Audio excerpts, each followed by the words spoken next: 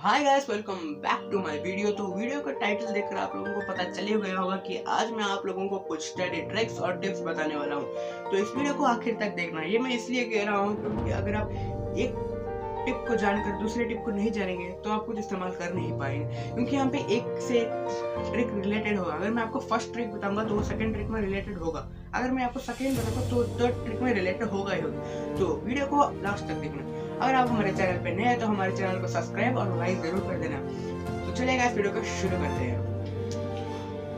तो गाइस, ऐसा होता है कि हम पढ़ने जाते हैं लेकिन हम लोग को मूड नहीं होता कि अरे यार अब क्या करें, लेकिन तब मन बना लेते हैं कि आप पढ़ेंगे तो हमारी बॉडी में एनर्जी होती है, तो हम डिसाइड कर लेते हैं कि हम कम से कम 1 घंटा या 2 घंटा पढ़ेंगे। लेकिन नहीं गाइस, ऐसा बिल्कुल भी नहीं होता। आप कम से कम आधा घंटा 1 घंटा रेस्ट करोगे ही करोगे, क्योंकि आपका माइंड आपको पढ़ने नहीं देगा। तो इसलिए ये ट्रिक इस्तेमाल करना, क्योंकि ये ट्रिक आपको इस बीमारी से दूर भगाने में हेल्प करेगा। तो ये ट्रिक का नाम है पैरामोडा टेक्निक। आप लोगों में से कितनों को ये पता है मुझे पता नहीं, लेकिन ज्यादातर लोगों को इस टेक्निक का नाम नहीं पता और हर टॉपर सिर्फ यही टेक्निक को इस्तेमाल करते हैं। तो आप लोग भी यही टॉपिक को इस्तेमाल करना। तो वैसे ऐसा होता है, अगर आप आधा घंटा पढ़ने बैठोगे तो आपको 5 मिनट्स रेस्ट लेना। मैं बताता हूँ आपको, बात समझ लीजिएगा। अगर आप आधा घंटा पढ़ने बैठते हैं, 25 मिनट हो गया तो 5 मिनट रेस्ट। अगर आप 1 घंटा पढ़ने बैठते हैं तो 25 मिनट हो गया, 5 मिनट रेस्ट, फिर 25 मिनट पढ़ लो, फिर 5 मिनट रेस्ट। इसमें आप 1 घंटे में 10 मिनट का रेस्ट ले सकते हैं। और अगर आप कह सकते हैं कि ये एक पावर नैप है,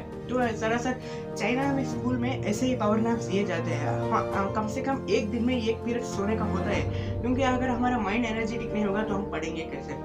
तो ठीक है, ये ट्रिक बहुत अच्छा होगा आप लोगों को पढ़ाने के लिए या फिर पढ़ने के लिए। और दूसरी ट्रिक, जो आपने पढ़ा है वो दूसरों को पढ़ाएंगे। ठीक है, समझ रहे हैं ना। दूसरी ट्रिक ये है कि आप जो आपने पढ़ा है, अब जैसे कि आप फिजिक्स का एक हीट का चैप्टर ले लो, तो आपने उस हीट चैप्टर को पढ़ लिया है, अच्छे से समझ लिया है, लेकिन आपको माइंड में कुछ नहीं रहेगा अगर आप एग्जाम लिखने जाएंगे। तो अगर आपने हीट चैप्टर पढ़ लिया है तो आप दूसरों को समझो, अपने फ्रेंड्स को समझो, किसी को भी समझो, या फिर ऐसे वीडियो रख के खुद को बोलो।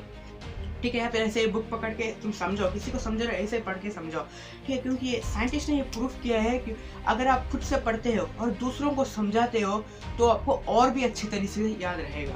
तो दोस्तों, ये ट्रिक जरूर अप्लाई करना। तो चलिए दोस्तों, चलते हैं थर्ड ट्रिक, ज्यादा से ज्यादा पानी पीना। हाँ, ज्यादा से ज्यादा पानी पीना। मैं बताता हूँ, एक्चुअली ना हमारा माइंड 75% पानी से बना हुआ।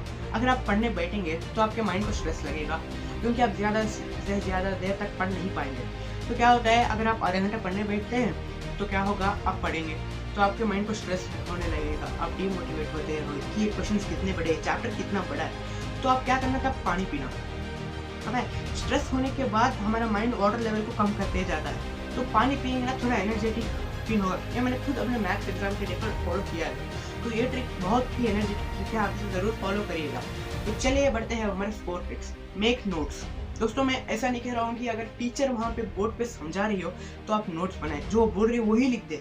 ऐसा नहीं होता, ऐसा बिल्कुल भी नहीं होता, क्योंकि अगर आप वहाँ टीचर जो एक्सप्लेन कर रही है वहाँ पे अगर आप नोट्स लिखने बैठ जाओगे तो आप समझोगे क्या। ठीक है ना, तो पॉइंट रखो। आपको कुछ समझ में नहीं आता, ठीक है, टीचर ये मेन पॉइंट लिख रही है तो उसे लिख दो। पूरा का पूरा लेसन मत लिखो। टीचर कहेगी कि आपको ये पॉइंट नोट करिए तो आप ये पॉइंट नोट करिए, यहाँ से यहाँ तक ये ईयर नोट करिए तो आप ये ईयर नोट करिए। पूरा लेसन मत लिखिएगा, क्योंकि ऐसा होता है, क्योंकि मैंने ये सब एक बार ट्राई किया है। तो आप क्या, तो इसका सोल्यूशन भी है। तो आप क्या करिए, जब एक पीरियड हो जाएगा, मतलब अभी सोशल का पीरियड है, टीचर ने पूरा चैप्टर एक्सप्लेन किया है, तो आप तब तक उनसे मत लीजिए। नेक्स्ट पीरियड जब लीजर आएगा ना, तब उसे लिखिए।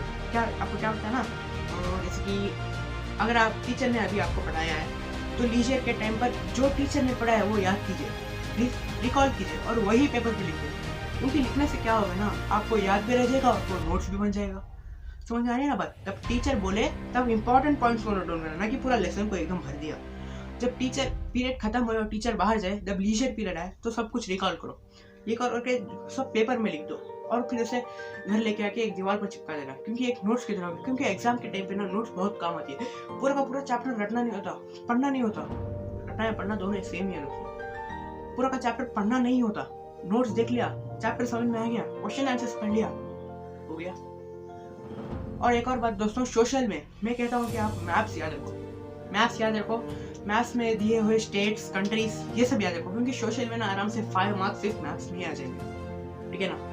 और इंग्लिश की बात है तो आप ग्रामर ज्यादा से ज्यादा याद रखो, क्योंकि इंग्लिश में आपको ना ही क्वेश्चन आंसर्स नहीं पूछेंगे, फिलअप्स ब्लैंक्स नहीं पूछेंगे, आपको सिर्फ ग्रामर्स पूछेंगे, ठीक है, कॉम्प्रहेंशन पूछेंगे, स्पीच पूछेंगे, लेटर राइटिंग पूछेंगे, तो ये सब पूछेंगे इंग्लिश में। तो ज़्यादा से ज़्यादा ग्रामर पर ध्यान दीजिए ना कि क्वेश्चन आंसर पर। तो ट्रिप नंबर 4, यूज हाईलाइटर। हाँ दोस्तों, हाईलाइटर की बहुत जरूरत पड़ेगी जब टीचर एक्सप्लेन कर रही है, ठीक है, जब टीचर बोर्ड पर एक्सप्लेन कर रही है तो टेक्स्ट बुक तो पढ़ेगी ही पढ़ेगी, और आप लोग भी टेक्स्ट बुक को देखोगे तो टीचर आपको नहीं बोलेगी उस वक्त कि ये अंडरलाइन कर। कुछ टीचर्स बोलते हैं लेकिन कुछ टीचर्स नहीं बोलते। जब टीचर पढ़ रही होती है तब आपको लगेगा कि ये पॉइंट इंपॉर्टेंट है।